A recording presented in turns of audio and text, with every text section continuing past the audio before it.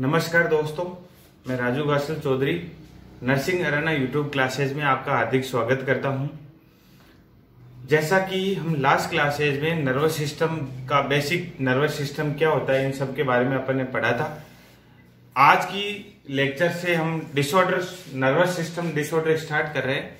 Nervous system की disorder में हमने लास्ट क्लास में देखा था अलग अलग टाइप्स के डिसऑर्डर होते हैं, वेस्कुलर टाइप्स के, इन्फेक्शन, फंक्शनल, स्ट्रक्चर, डिजनरेशन वाले अलग अलग डिसऑर्डर साथ में एग्जाम्पल के बारे में डिस्कस किया था। तो आज का क्लास इंपॉर्टेंट क्लास है क्योंकि सेरेब्रल एडिमा फर्स्ट डिसऑर्डर जो कि अपन डिस्कस करेंगे। फर्स्ट डिसऑर्डर कौन सा है? Cerebral oedema. सेरेब्रल वर्ड का मीन है ब्रेन का जो मोर लार्जेस्ट पार्ट है क्या है? सेरेब्रम। तो सेरेब्रल उस पार्ट में एडिमा का मतलब होता है स्वेलिंग। एडिमा का मतलब क्या होता है? स्वेलिंग। दैट मीन्स अंदर सेरेब्रम के अंदर किसी न किसी प्रकार की वजह से एडिमा मतलब अंदर प्रेशर का जनरेट होना क्या कहलाता है? Cerebrum oedema. या इनडायरेक्टली अपन बोल सकते हैं इंक्रीज आईसीपी। आईसीपी का मीन्स होता है आईसीपी। आईसीपी का मतलब होता है intra cranial pressure. Intracranial pressure. Intracranial pressure. Intra का मतलब अंदर, क्रेनियल केविटी के अंदर प्रेशर का बढ़ना और क्या कहलाता है? Intracranial pressure. तो अगर सेरेब्रल एडिमा की डेफिनेशन की बात करें तो डेफिनेशन क्या है? It is the pressure with in cranial cavity. Cerebral oedema क्या है? इट इज द प्रेशर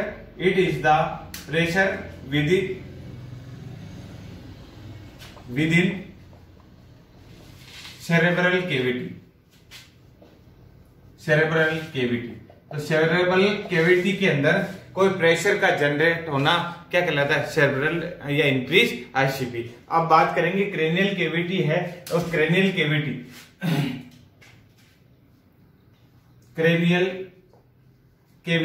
तो क्रेनियल केविटी के अंदर प्रेशर बढ़ना ही क्या है?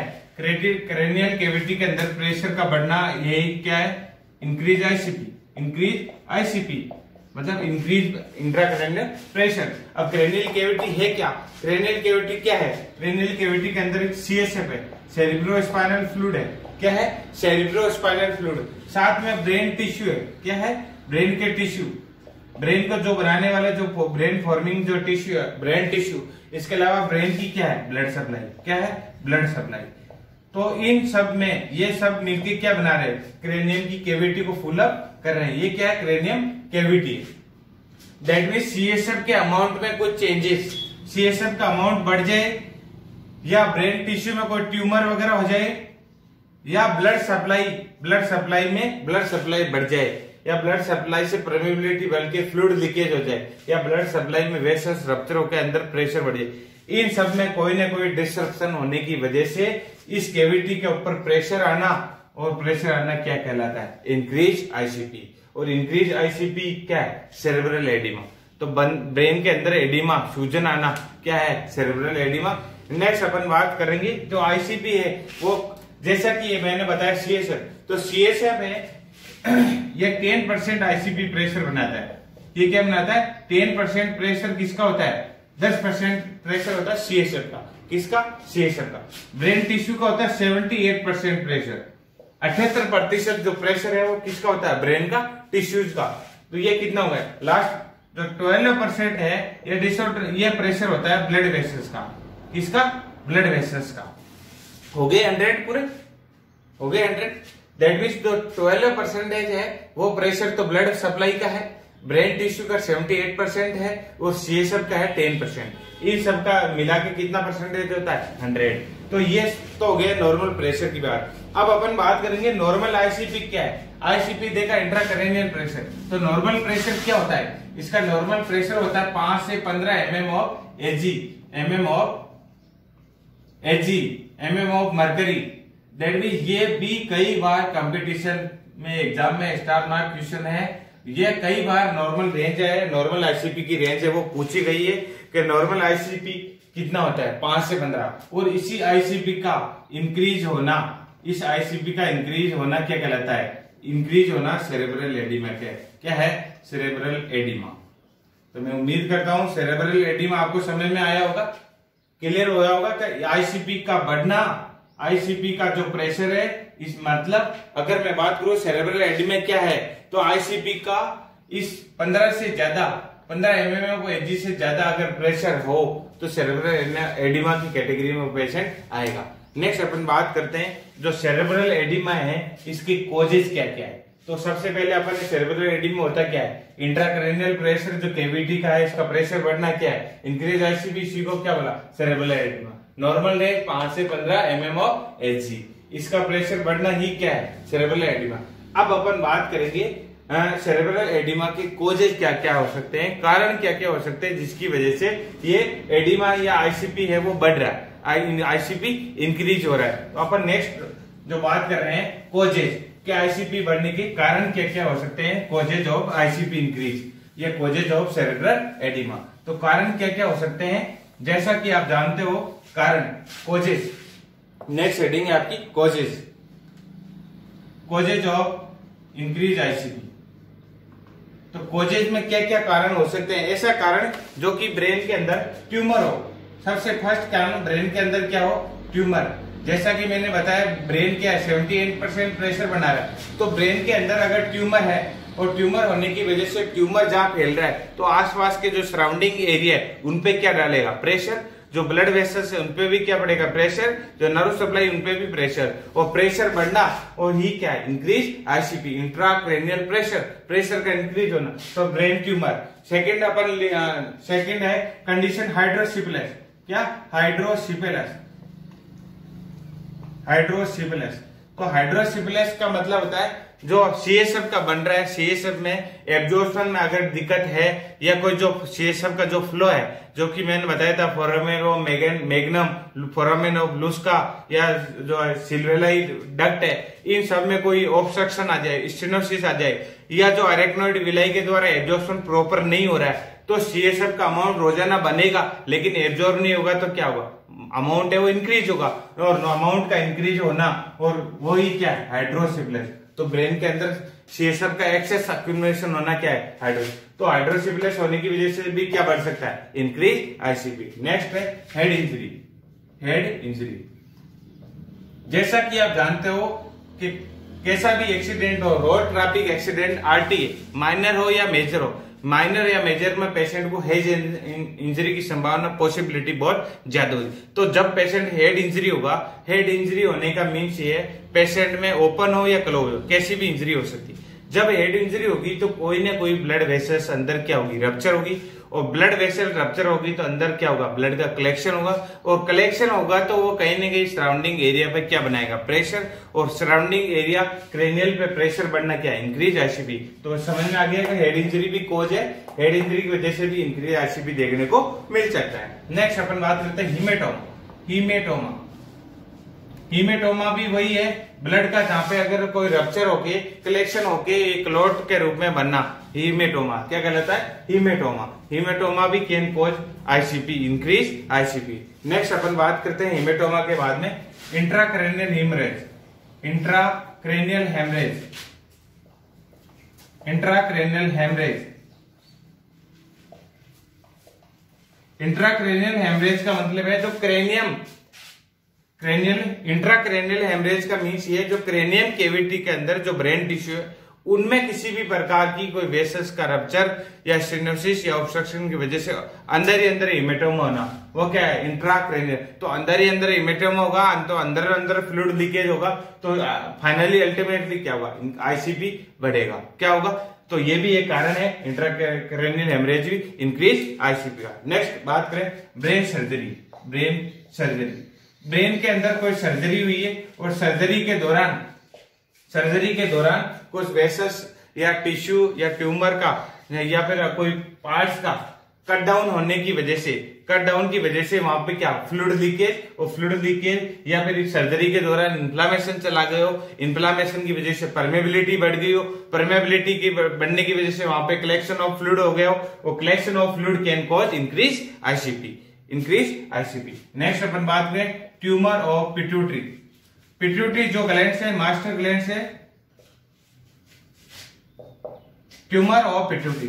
अगर कोई एडिनोकार्सिनोमा, या पिट्यूटरी का कोई कैंसर या पिट्यूटरी का कोई ट्यूमर हो जाए तो पिट्यूटरी कहाँ है, बिलो हाइपोथैलेमस के नियर बाई, तो दैट मीन्स वहां पे सेरेब्रम के अंदर है। पिट्यूटरी में कहा, पिट्यूटरी कहाँ स्थित है, सेरेब्रम। तो सेरेब्रम के अंदर अगर ट्यूमर है तो सराउंडिंग टिश्यू पे प्रेशर आएगा और सराउंडिंग टिश्यू पे प्रेशर बढ़ना इंक्रीज इंट्राक्रैनियल प्रेशर।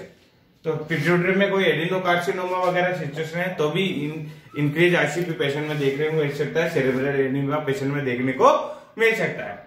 नेक्स्ट अपन पॉजिटिव ऑर्गेनिज्म, नेक्स्ट कॉज की बात करें तो मेनिंजाइटिस। मेनिंजाइटिस का मतलब है इन्फ्लामेशन ऑफ मेनिंजेस, और जब भी इन्फ्लामेशन होगा, जब क्या होगा, इन्फ्लामेशन, और इन्फ्लामेशन जब भी होगा तो इन्फ्लामेशन में कार्डिनल साइंस है रेडनेस, पेन, वार्नेस और स्वेलिंग। तो इन्फ्लामेशन होगा तो वहां पे क्या होगी, जो लेयर में स्वेलिंग आएगी, स्वेलिंग का कंप्रेशन अंदर वाले टिश्यू पे, अंदर वाले टिश्यू का कंप्रेशन क्रेनियल कैविटी पे, और क्रेनियल कैविटी का प्रेशर बढ़ना इंक्रीज आईसीपी। तो ये भी मेनिंजाइटिस भी एक कोज है इंक्रीज आईसीपी का। नेक्स्ट एनसेफेलाइटिस, ये भी क्या है, ये भी एक एनसेफेलियम का इन्फ्लामेशन है, एनसेफेलाइटिस। तो इन्फ्लामेटरी डिजीज में इसमें भी इन्फ्लामेशन होगा, कोई फ्लूइड एजुकेट फ्लूइड है वो कलेक्ट हो सकता है, या स्वेलिंग अंदर ब्रेन के अंदर, और एडिमा आना, दैट मीन प्रेशर बढ़ना, वही क्या है, सेरेब्रल एडिमा। ये क्या है, सेरेब्रल एडिमा। नेक्स्ट होता है सेरेब्रल परफ्यूजन। तो ये तो सारे क्या है कारण, तो कारण कितने पढ़ लिए, लगभग 7-8 कारण हो गए। इन कारणों की वजह से सेरेब्रल का एडिमा है वो बढ़ सकता है, प्रेशर बढ़ सकता है, और उसी को क्या बोलेंगे, सेरेब्रल एडिमा। नेक्स्ट अपन बात करते हैं नॉर्मल सेरेब्रल परफ्यूजन, प्रेशर क्या होता है। नेक्स्ट एक बार क्वेश्चन पूछा गया है, स्टार मार्क क्वेश्चन है, नॉर्मल सेरेब्रल परफ्यूजन प्रेशर, इसको बोल सकते हैं सीपीपी। जैसे वो आईसीपी है तो नॉर्मल सीपीपी की वैल्यू है वो एक बार क्वेश्चन है कॉम्पिटिटिव एग्जाम में पूछी हुई है कि नॉर्मल सीपीपी क्या होता है। तो नॉर्मल सीपीपी होता है 70 से 100 mm ऑफ एचजी, 70 से 100 mm ऑफ एचजी, 70 से 100 mm ऑफ एचजी। अगर if less than 70 mm of Hg है, mm ऑफ एचजी, तो अपन क्या बोल सकते हैं, पर्सन को, उस पेशेंट को सेरेब्रल इस्चीमिया, क्या बोल सकते हैं, उस पर्सन को क्या है, cerebral ischaemia, cerebral ischaemia. Ischaemia मतलब होता है lack of oxygen in tissue, lack of oxygen in to organ, that means cerebral ischaemia कब बोलेंगे, जब सीपीपी का मान, सीपीपी क्या है, सेरेब्रल परफ्यूजन प्रेशर, इसका मान 70 से कम हो। नॉर्मल कितना होता है, 70 से 100, 70 से कम है, दैट मीन्स सेरेब्रल के अंदर परफ्यूजन प्रेशर प्रॉपर नहीं है, और प्रॉपर नहीं है दैट मीन्स सेरेब्रल में क्या हो रहा है, इस्चीमिया, ब्लड सप्लाई बरोबर प्रॉपरली नहीं जा रही है, प्रॉपरली नहीं जाने की वजह से वहां पे लेक ऑफ ब्लड सप्लाई की वजह से इस्चीमिया कोज हो रहा है। क्या है, इस्चीमिया। तो इस्चीमिया का इंडिकेटर क्या है, सीपीपी की वैल्यू क्या है, सीपीपी। तो ये कंपटीशन एग्जाम में स्टार मार्क क्वेश्चन है, ये पूछा जा सकता है कि सीपीपी क्या होता है। सीपीपी क्या है, सेरेब्रल परफ्यूजन प्रेशर। नेक्स्ट अपन बात करेंगे sign and symptoms of cerebral oedema. तो मैं उम्मीद करता हूं आपको डेफिनेशन और कोज समझ में आ गए होंगे कि क्या डेफिनेशन क्या है और कोज क्या है। नेक्स्ट अपन बात करेंगे अगर ब्रेन के अंदर एडिमा है या इंक्रीज आईसीपी है तो कौन कौन से पार्ट है ब्रेन के अफेक्ट होंगे, और जो पार्ट अफेक्ट होंगे उसी से रिलेटेड क्या आएंगे, साइन और सिम्टम्स। नेक्स्ट अपन डिस्कस करते हैं sign and symptoms of cerebral oedema या increase ICP, sign and symptoms. तो साइन सिम्टम्स क्या क्या हो सकते हैं, sign and symptoms.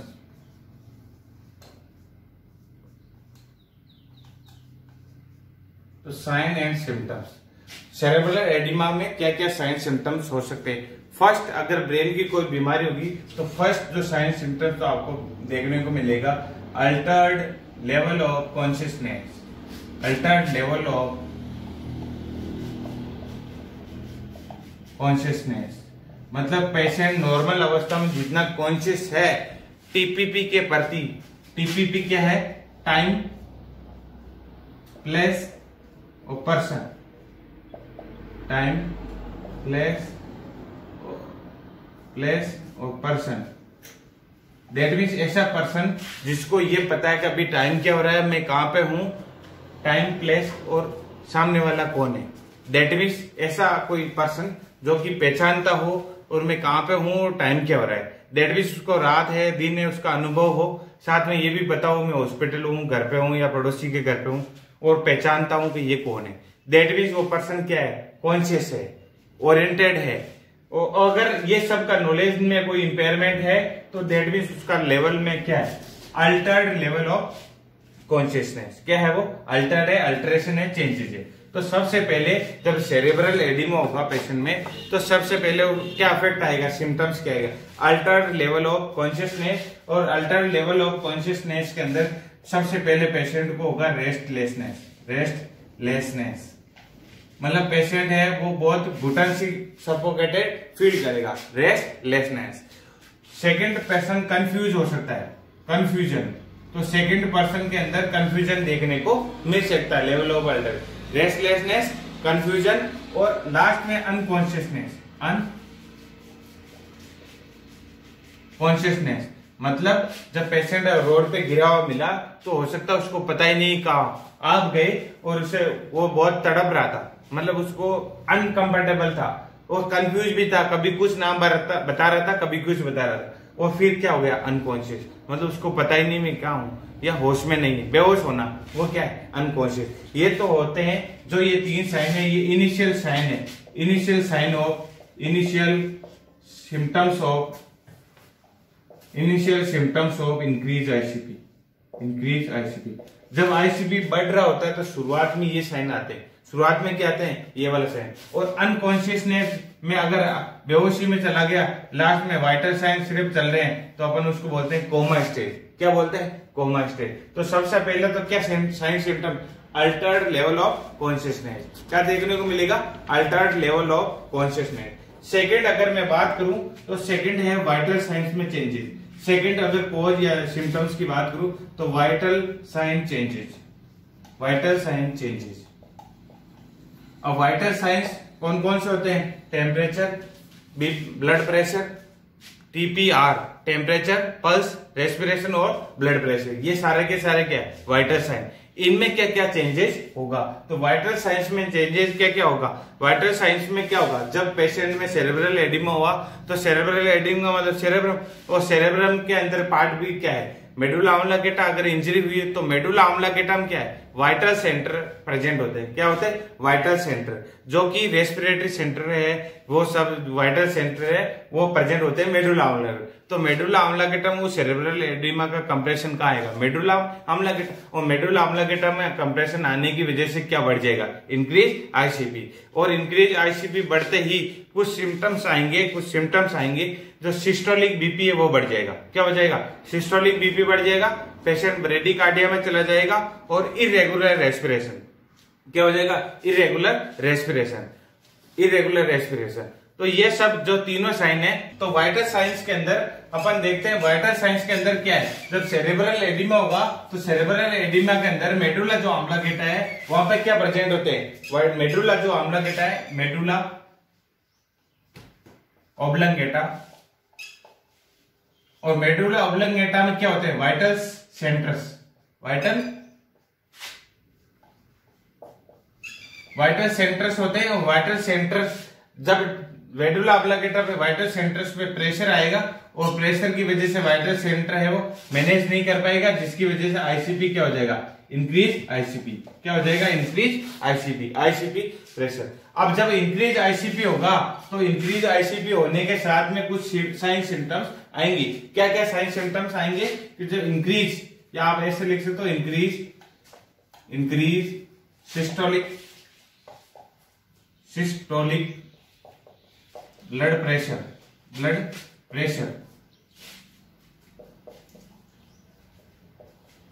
Increase systolic blood pressure. Second आप लिख सकते हो इसमें ब्रेडिकार्डिया, ब्रेडिकार्डिया का मीन्स ये होता है जो हार्ट रेट होती है आपकी, हार्ट रेट है वो 60 से कम, 60 बीट पर मिनट से कम अगर हार्ट रेट है तो वो क्या है, ब्रेडिकार्डिया। क्या है, ब्रेडिकार्डिया।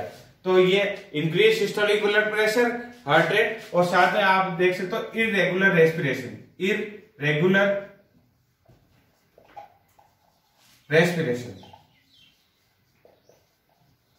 तो जब मेडुला ऑब्लिंगेटा में वाइटल साइंस अफेक्टेड होंगे और वाइटल साइन अफेक्टेड होने की वजह से आईसीपी बढ़ेगा, और आईसीपी बढ़ते ही पेशेंट का जो सिस्टोलिक है वो ब्लड प्रेशर बढ़ जाएगा। और सिस्टोलिक ब्लड प्रेशर बढ़ना क्या है, वाइडन या वाइडेड pulse pressure, pulse pressure, widen pulse pressure का मीन्स ये है, नॉर्मल जो है, नॉर्मल पल्स प्रेशर क्या है 120 minus 80, that mean 40 mm of HG, 40 mm of HG क्या है, सिस्टोलिक माइनस डायस्टोलिक जो ब्लड प्रेशर है वो क्या है, पल्स प्रेशर। ये क्या है, पल्स प्रेशर। जब सिस्टोलिक वाला बढ़ जाएगा तो टोटल वैल्यू जो वाइड पल्स प्रेशर है उसका मान भी क्या हो जाएगा, वाइड हो जाएगा, उसका मान भी क्या हो जाएगा, वाइड।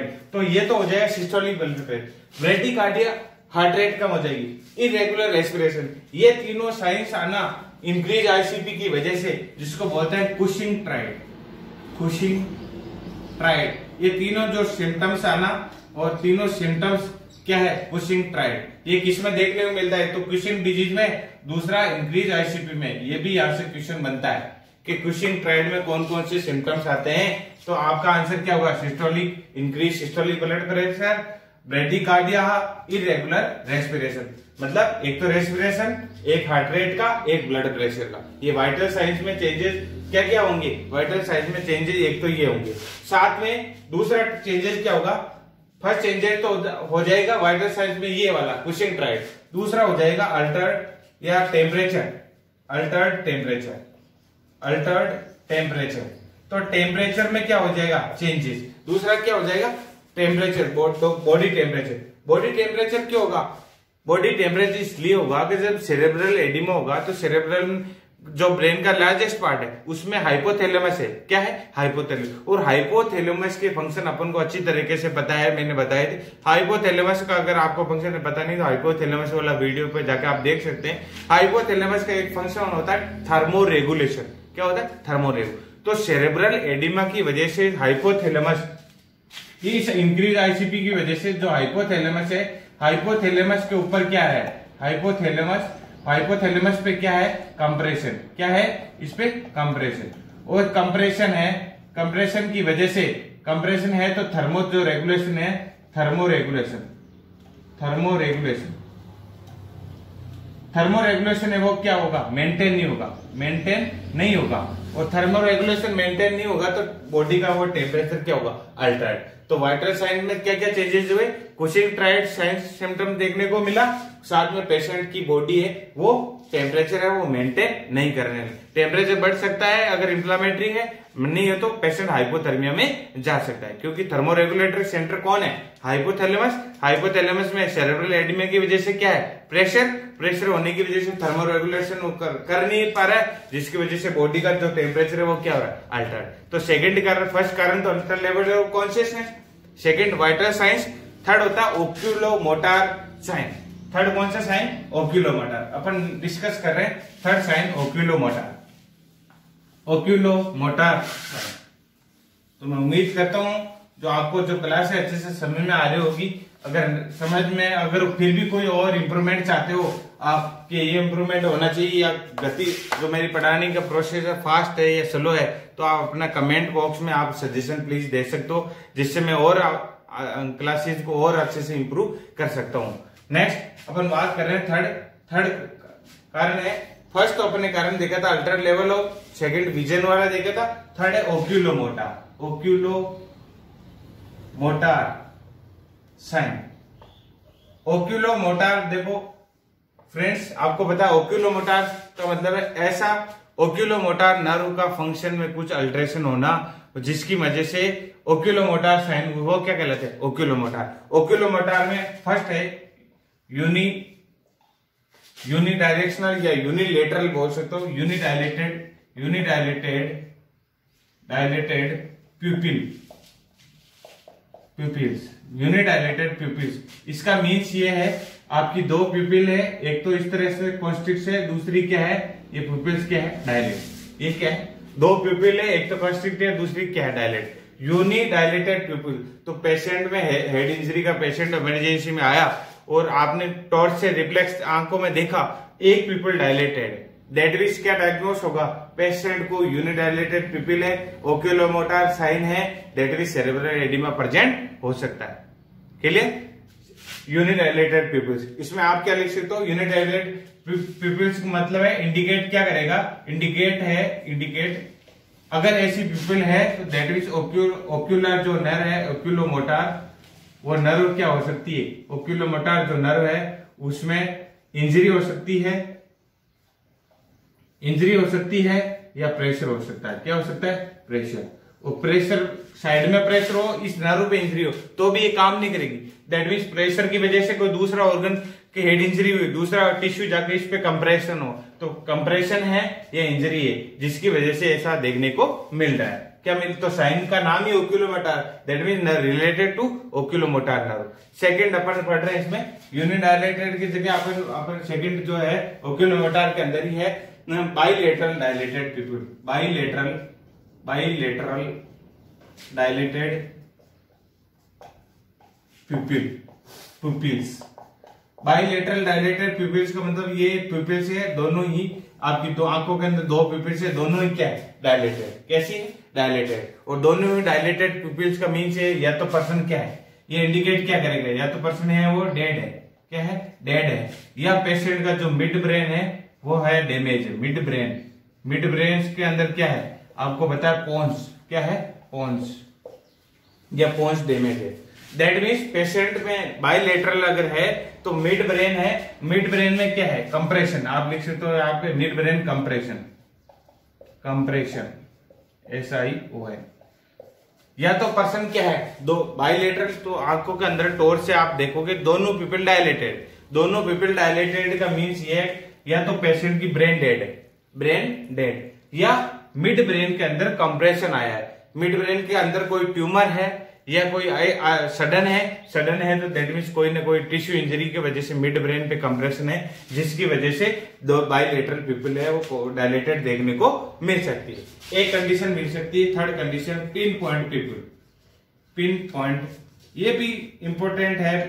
पिन पॉइंट पिपल ये इंपॉर्टेंट है एग्जाम पर्पज से कि पिन पॉइंट पिपल सील इन ड्रग एब्यूज जो कंडीशन होती, पिन पॉइंट का मतलब है ये अगर आंखें हैं, इस आंखों के अंदर आपकी जो पिपल्स की जो साइज है वो क्या है, पिन पॉइंट मतलब बहुत ही माइनर पॉइंट को देखने को मिलेगी इस साइड की।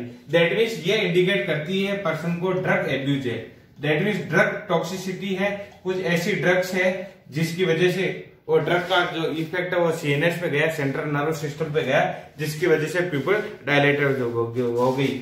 या आप इसका इंडिकेट करता है पोन्स के अंदर क्या हो गया, पोन्स के अंदर कंप्रेशन आ गया, पोन के अंदर कंप्रेशन।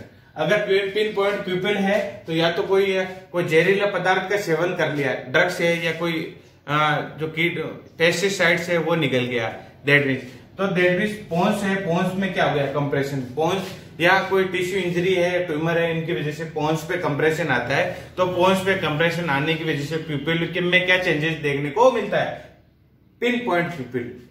कैसी? Pin point pupil. तो ये कंपटीशन एग्जाम के विषय इंपॉर्टेंट है कि pin point pupil seen in, pin point से ऑर्गेनोफॉस्फोरस पॉइजनिंग में, या फिर कोई पॉइजनिंग का केस है या ऐसा ड्रग एब्यूज का केस है या कोई पोन्स कंप्रेशन, ऐसी इंजरी जिसमें पोन्स वाले एरिया पे चोट लगी हो, इंजरी हुई हो या पोन्स वाले में कोई ट्यूमर हुआ हो, तो पिन पॉइंट पिपल देखने को मिलती है। तो कंपटीशन में सवाल कैसे बनेगा कि अगर कोई पर्सन है मिड ब्रेन कंप्रेशन है तो उसमें क्या सिम्टम्स आए, बाइलेटरल पिपल डायलेटेड होगी। अगर ओक्यूलोमोटर पर प्रेशर है तो यूनिलेटरल होगी। अगर पोन्स डैमेज है तो पिन पॉइंट होगी। ऑर्गेनोफॉस्फोरस पॉइजनिंग है या आप ड्रग एब्यूज है तो दैट मींस उसमें क्या चेंजेस देखने को मिले, तो उसमें पिन पॉइंट पिपल देखने को मिलेगी। तो थर्ड अपन ने साइंस पढ़ा था, फर्स्ट अल्ट्रस कॉन्शियसनेस, सेकंड अपन ने विजन के बारे में, थर्ड ओक्यूलोमोटर साइन, फोर्थ अपन देखते हैं चेंज इन पोस्चर। फोर्थ जो कारण है चेंज इन पोस्चर, बॉडी का जो पोस्चर है उसमें भी चेंजेस देखने को मिलता है। किस वजह से? सेरेब्रल एडिमा की वजह से। किस वजह से? सेरेब्रल एडिमा की वजह से। तो चेंज इन पोस्चर फोर्थ जो कारण है अपना, फोर्थ जो कॉजेज सिम्टम्स है, फोर्थ सिम्टम्स है change in body posture, change in body posture. तो थर्ड सिम्टम्स मतलब साइन सिम्टम्स क्या होता है? साइन तो पेशेंट बताता है कि मेरे को ये हो रहा है, सिम्टम्स जो कि उसमें दिख रहा है। एक तो वर्बल कंप्लेनिंग होती है पेशेंट की, और सिम्टम्स जो पेशेंट में अपीयर हो रहे हैं वो क्या है? सिम्टम्स। तो that means change in body posture का मीन्स ये है आपका, इसमें एक टर्म है डिकोर्टिएट पोस्चर, एक टर्म आती है डिसेरेब्रेट पोस्चर। ये भी किसमें देखने को मिलती है? Cerebral oedema. डिकोर्टिएट पोस्चर का मतलब होता है फ्लेक्सर, फ्लेक्सर मसल्स है, फ्लेक्सर पोस्चर, फ्लेक्सर।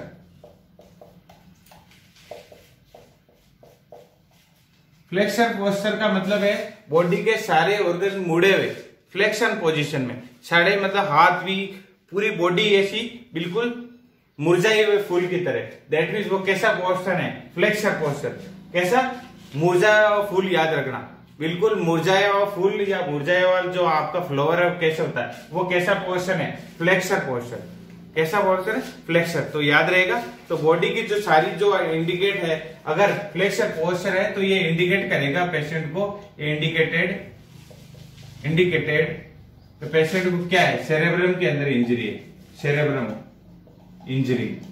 तो पेशेंट को सेरेब्रम के अंदर इंजरी है, और सेरेब्रम लार्जेस्ट पार्ट है, तो लार्जेस्ट इंजरी होने की वजह से पोस्चर कैसा हो गया बॉडी का? डिकोर्टिएट। दैट मीन्स आप समझ, सेरेब्रम के अंदर कोई कंप्रेशन हो सकता है, इंजरी हो सकती है।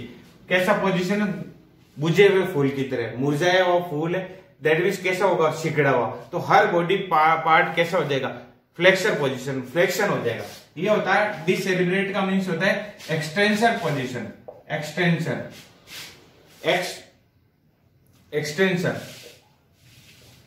Extensor posture. इस पोस्चर का मीन्स होता है फ्रेंड्स, इस पोस्चर का मीन्स होता है कि पूरा धनुषाकार कैसा होता है? मतलब धनुष लाइक। दैट मीन्स सारा जो बॉडी ऑर्गन है वो इस प्रकार होंगे। तो दैट मीन्स चेस्ट भी आउटर की तरफ मूवमेंट होगा, हाथ भी ऐसे बिल्कुल फैले हुए होंगे, पांव भी एकदम ऐसे खुले हुए होंगे। एक्सटेंशन, सारी मसल्स का क्या हो जाएगा? एक्सटेंशन। तो वो तो इसका जस्ट अपोजिट है, उसमें सारा बुझा हुआ, इसमें खिला हुआ फूल। दैट मीन्स पूरा ऑर्गन कैसा है? प्रोट्यूज। दैट मीन्स बाहर की तरफ सारे हाथ पांव खुले, और पूरी ऑर्गन, आंखें भी प्रोट्यूज, वो सारे का सारा पोर्शन कैसा है? एक्सटेंशन। तो दैट मीन्स मसल्स का एक्सटेंशन होना, एक्सटेंशन की वजह से जो पोस्चर है बॉडी का, एक्सटेंशन प्रोसीजर, इसमें जो चेस्ट आउटसाइड एक्सटेंशन होगी, अगर ऐसा कुछ है तो दैट मीन इंडिकेशन करेगा कि कोई ना कोई सेरेब्रम के अंदर कंप्रेशन है, या सर्जरी की वजह से भी एक हो जाता है। सर्जरी हो ब्रेन के अंदर जो सर्जरी है उसकी वजह से भी कई बार ये कॉम्प्लिकेशन हो जाता है। सर्जरी का कॉम्प्लिकेशन ये है, तो ये भी कॉम्पिटिटिव में पूछा जा सकता है। तो 4 कारण अपन ने पढ़ ली, अल्टर्ड कॉन्शियसनेस, विजन का पढ़ लिया, ओक्यूलोमोटर पढ़ लिया, और लास्ट में अपन ने बॉडी पोस्चर का पढ़ लिया। फिफ्थ जो है वो हेडेक। फिफ्थ कौन सा सिम्टम्स है? हेडेक। फिफ्थ जो साइन सिम्टम्स है हेडेक, और सिक्स्थ है एक्सपेक्टेड वोमिटिंग, एक्सपेक्टेड वोमिटिंग। इसका मीन्स ये होता है फ्रेंड्स, एक्सपेक्टेड वोमिटिंग का मतलब है, एक तो वोमिटिंग वो होती है जब नोजिया होता है, पेशेंट को अनकंफर्टेबल फीलिंग होती है, फिर जाके वोमिटिंग होती है। दूसरी एक्सपेक्टेड वोमिटिंग का मीन्स ये है, अगर कोई इंजरी, ट्यूमर या एनी अदर रीजन ब्रेन में कोई कंप्रेशन, प्रेशर, इन सब की विजन की वजह से जब पेशेंट में जो वोमिटिंग सेंटर है उसमें कंप्रेशन आएगा। वोमिटिंग सेंटर कहाँ पे होते हैं? मेडुला ऑब्लिंगेटम। तो जो रिफ्लेक्स सेंटर होता है मैंने बताया था, तो रिफ्लेक्स सेंटर में स्टिमुलेशन की वजह से जब वोमिटिंग सेंटर स्टिमुलेट हो जाए तो पेशेंट को क्या होगी? वोमिटिंग। क्या होगी? वोमिटिंग।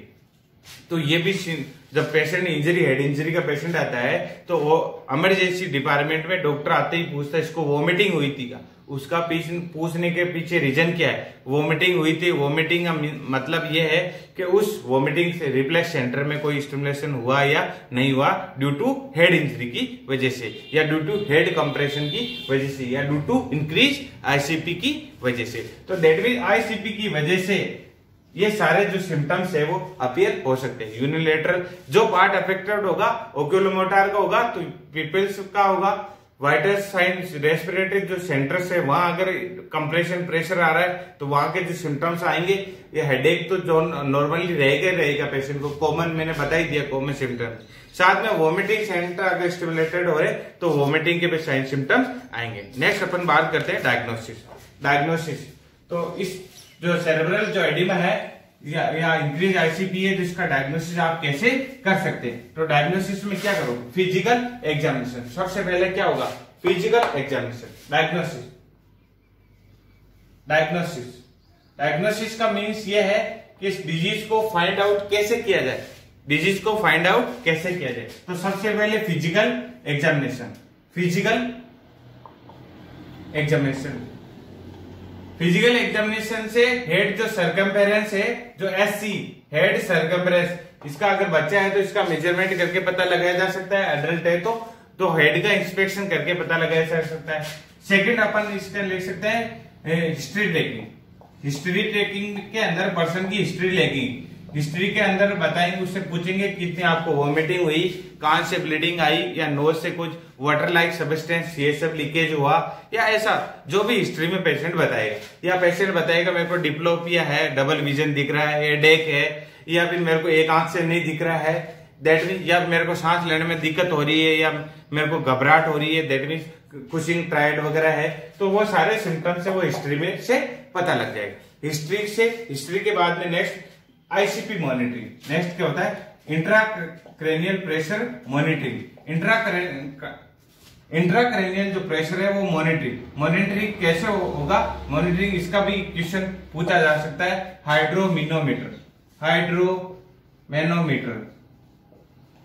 मैनोमीटर की सहायता से कैथेटर डालते हैं एपिड्यूरल स्पेस में। कहां पे,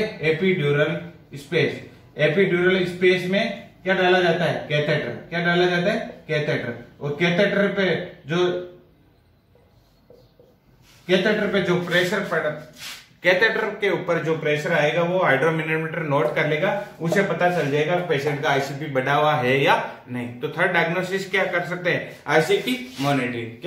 आईसीपी मॉनिटरिंग के बाद में पर्सन की कंप्यूटर टोमोग्राफी सीटी स्कैन करवा सकते हैं। सीटी स्कैन में जो स्लाइड्स जो इमेज है उससे पता लग जाएगा कि आईसीपी का जो कंप्रेशन है आईसीपी की वजह से कौन से ऑर्गन पे इस्केमिक चेंजेस है या नहीं है। सीटी से क्लियर नहीं है तो मैग्नेटिक रेजोनेंस इमेजिंग, एमआरआई, इससे एडवांस है। सीटी से एडवांस क्या है, एमआरआई। तो एमआरआई टेस्ट है वो करवा सकते हैं। एमआरआई से भी अगर नहीं है क्लियरिफाई तो पेट स्कैन, पीईटी स्कैन क्या है, पॉजिट्रॉन इमिशन टोमोग्राफी, दिख रहा है, पॉजिट्रॉन इमिशन टोमोग्राफी। तो पॉजिट्रॉन इमिशन जो टोमोग्राफी है बेसिकली ये क्या है, ये एक प्रकार की जो है metabolic rate of brain tissue, metabolic rate of brain tissue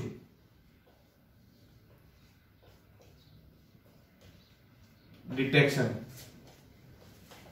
that means ये भी इंपॉर्टेंट है कि पेट स्कैन क्यों करवाया जाता है। तो पेट स्कैन की सहायता से ब्रेन के जो टिश्यू है उनका कितना मेटाबोलाइज है, मेटाबॉलिक रेट क्या है, वो कितना ग्लूकोज काम में ले रहे हैं, कितना ऑक्सीजन काम में ले रहे हैं, उनका मेटाबॉलिज्म है वो रेट क्या है। मेटाबॉलिज्म रेट अगर कम है that mean brain less function है, मेटाबॉलिक रेट गुड है दैट मीन ब्रेन अच्छे से वर्क कर रहा है। तो पेट स्कैन की सहायता से metabolic rate of brain tissue, तो ऐसे क्वेश्चन बना के आपसे पूछा कि metabolic rate of brain tissue obtained by, किसकी सहायता से यह स्टडी किया जा सकता है। ये 3-4 ऑप्शन दे दी तो आपका आंसर क्या आएगा, पेट स्कैन। पेट स्कैन क्या है, पॉजिट्रॉन इमिशन टोमोग्राफी, ये एडवांस जो है डायग्नोस्टिक टेक्निक है।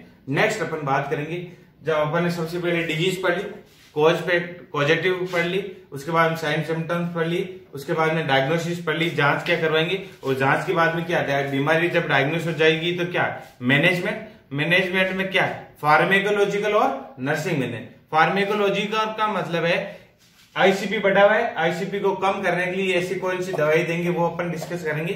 उसके बाद में नर्सिंग, एज ए नर्स उस पेशेंट की क्या केयर करोगे जब इंक्रीज आईसीपी वाला पेशेंट है, तो नर्सिंग केयर अपन डिस्कस करेंगे। तो सबसे पहले अपन डिस्कस कर रहे हैं मैनेजमेंट। मैनेजमेंट में अपन कौन सा डिस्कस कर रहे हैं, फार्मेकोलॉजिकल मैनेजमेंट। फार्मेकोलॉजिकल मैनेजमेंट,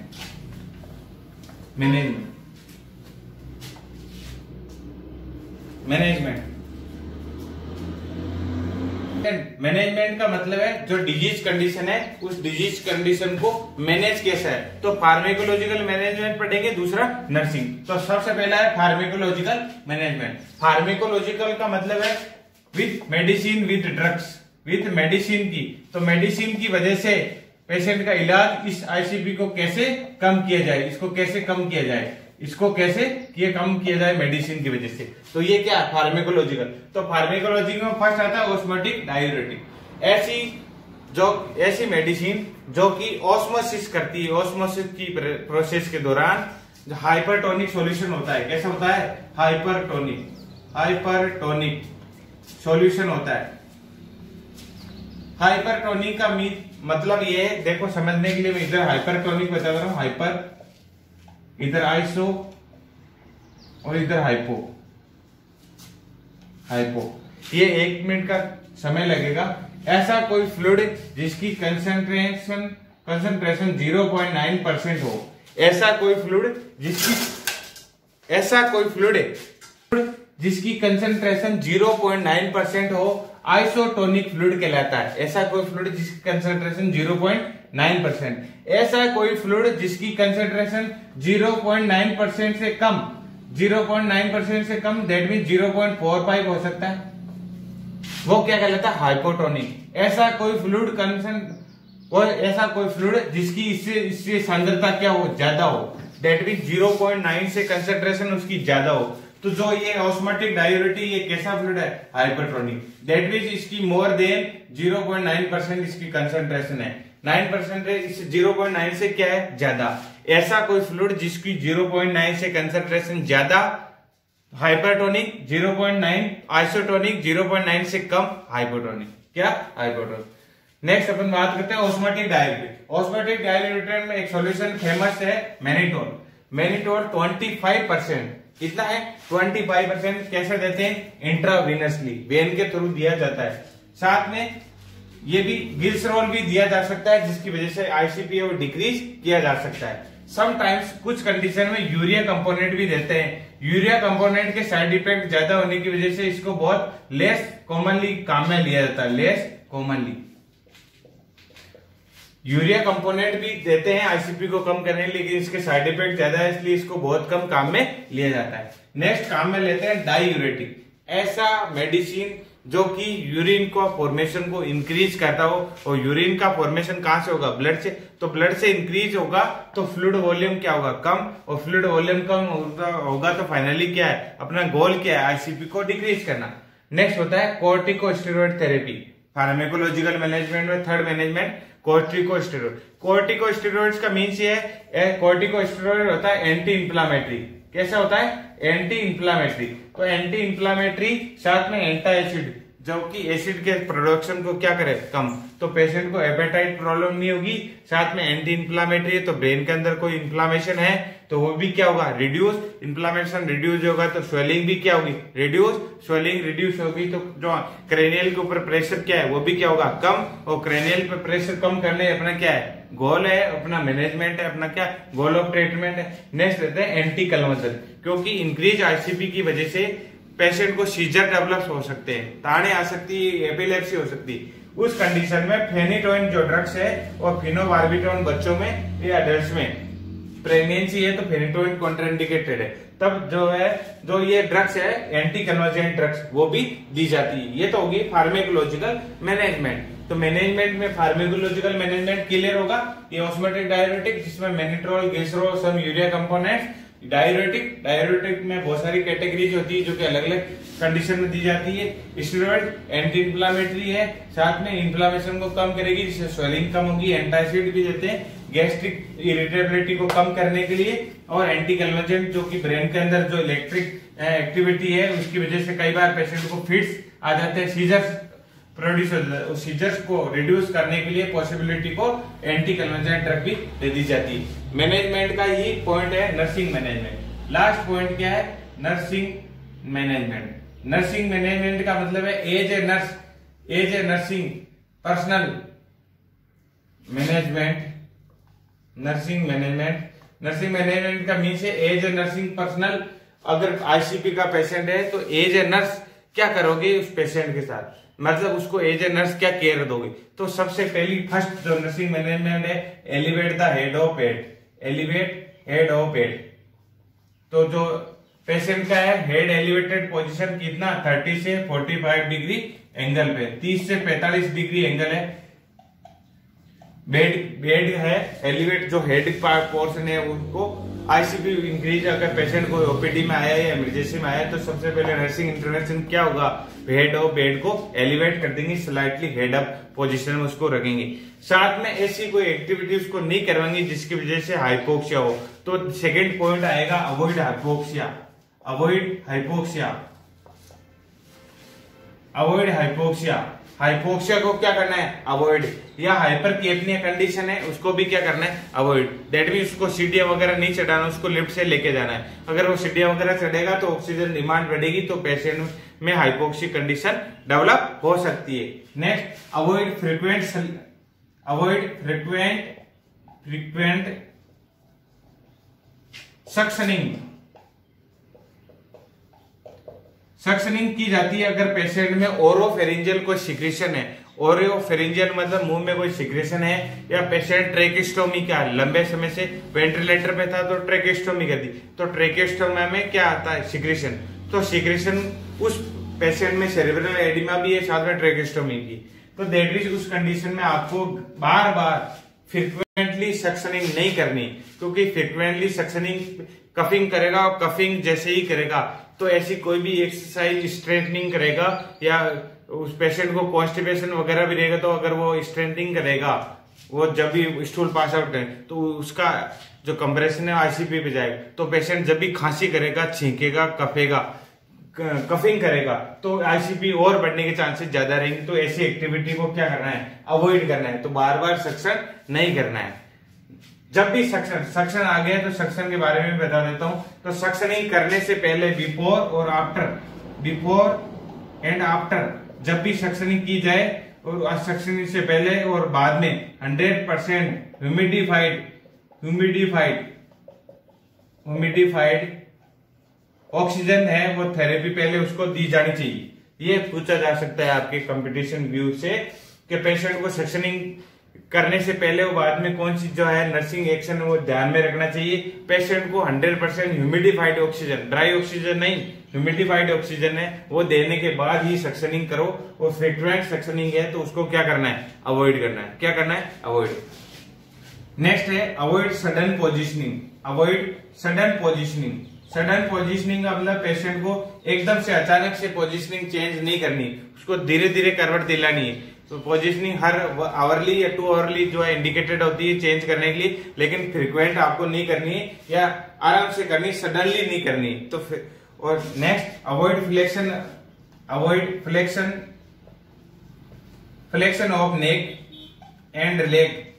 गर्दन को ऐसे फ्लेक्स नहीं करना है, और पांव को भी फ्लेक्शन नहीं करना है, क्योंकि इसकी वजह से भी आईसीपी बढ़ सकता है। तो आईसीपी को अपन का गोल मैनेजमेंट कर रहे हैं, कम करना है, तो ऐसी कोई एक्टिविटी नहीं करनी है जिसमें गर्दन का बहुत ज्यादा फ्लेक्शन हो या पांव का बहुत ज्यादा फ्लेक्शन हो। तो ऐसी एक्टिविटी को भी क्या करना है, अवॉइड। साथ में अगर पेशेंट में कोई एनेस्थेसिया एजेंट अगर दे रहे हैं तो एनेस्थेसिया एजेंट में अवॉइड करना है फेंटानाइल और morphine like substance, morphine like. तो पेन मैनेजमेंट के लिए फेंटानाइल और मॉर्फिन ऐसे चीजों को क्या करना है, अवॉइड करना है। क्योंकि मॉर्फिन है, मॉर्फिन क्या करेगी, रेस्पिरेशन डिप्रेशन, रेस्पिरेशन जो है, रेस्पिरेशन रेट है इसको क्या करेगी, रेस्पिरेशन रेट को कम करेगी ये मॉर्फिन। तो मॉर्फिन अगर पेशेंट दे दी तो रेस्पिरेशन रेट और ब्रेडिकार्ड, पेशेंट ऑलरेडी इरेगुलर रेस्पिरेशन में है, कुशिंग ट्राइड के अकॉर्डिंग और फिर और रेस्पिरेशन इम्बेलेंस हो जाएगा, तो मॉर्फिन नहीं देनी है। फेंटेनाइल अगर एनेस्थेटिक एजेंट के रूप में या पेन किलर रूप में दे रहे हो तो ये नहीं देना है, क्योंकि ये ड्रग्स है, ये क्या करती है, ये पेशेंट को सिडेशन में ले जाती है बहुत ज्यादा, और बहुत ज्यादा सिडेशन में वजह से और ज्यादा कॉम्प्लिकेशन आ सकता है। तो पेन मैनेजमेंट के लिए आप प्रीफर क्या करोगे, तो प्रीफर आप कर सकते हो प्रोपोफॉल। प्रोपोफॉल है वो पेन मैनेजमेंट के लिए प्रीफर कर सकते हो, इनकी बजाय ये अवॉइड करना है, ये वाला आप दे सकते हो। नेक्स्ट हाइपोक्सिया, ये हाइपोक्सिया भी कोज करती है, रेस्पिरेशन के साथ में क्या करती है, हाइपोक्सिया कोज करती है, इसलिए मॉर्फिन है उसको क्या करनी है, अवॉइड करनी है, इसलिए मॉर्फिन को क्या करनी है, अवॉइड। लास्ट है एब्डोमिनल डिस्टेंशन और लंबर पंचर है। अगर पेशेंट में लंबर पंचर इंडिकेटेड है तो लंबर पंचर नहीं करना है, क्योंकि ऑलरेडी क्या है, शीर्षक बढ़ा हुआ है, नहीं इंक्रीज आईसीपी है, तो लंबर पंचर को अवॉइड करना है। और एब्डोमिनल डिस्टेंशन मतलब कॉन्स्टिपेशन लाइक जो है, अगर कोई प्रॉब्लम तो उनको रिजोल्व करनी है, एंटासिड इसलिए दे रहे हैं कॉन्स्टिपेशन नहीं हो, डिक्रीज गैस्ट्रल एसिडिटी हो पेशेंट को, तो ये है वो है नर्सिंग मैनेजमेंट। तो मैं उम्मीद करता हूं जो आज की क्लास में आपने सेरेब्रल जो एडिमा पढ़ा था, इंक्रीज आईसीपी, ये आपको अच्छे से समझ में आया हो। इसके इस टॉपिक में रिलेटेड आपके कोई सवाल है, आपके कोई जवाब है या आपका कोई सजेशन है तो आप कमेंट बॉक्स में जाके हमें जरूर सजेशन दीजिए। और thank you joining this class. अगर आपको ये क्लास अच्छी लगी तो इस क्लास लाइक कर दीजिए, और शेयर नहीं किया आपको अगर इस वीडियो को तो शेयर जरूर कर दें। और अगर आप चैनल पे नए हैं तो सब्सक्राइब नहीं किया तो चैनल को जरूर से सब्सक्राइब करें। इसी प्रकार हम न्यूरोलॉजिकल जो नेक्स्ट क्लासेज आने वाली फ्यूचर डेज क्लासेज में नर्सिंग के डिसऑर्डर है 1 by 1 पढ़ते रहेंगे, आपके सामने लाता रहूंगा मैं नए नए डिसऑर्डर नए अंदाज में। तो thank you joining this class. Vande Mataram, Jai Hind.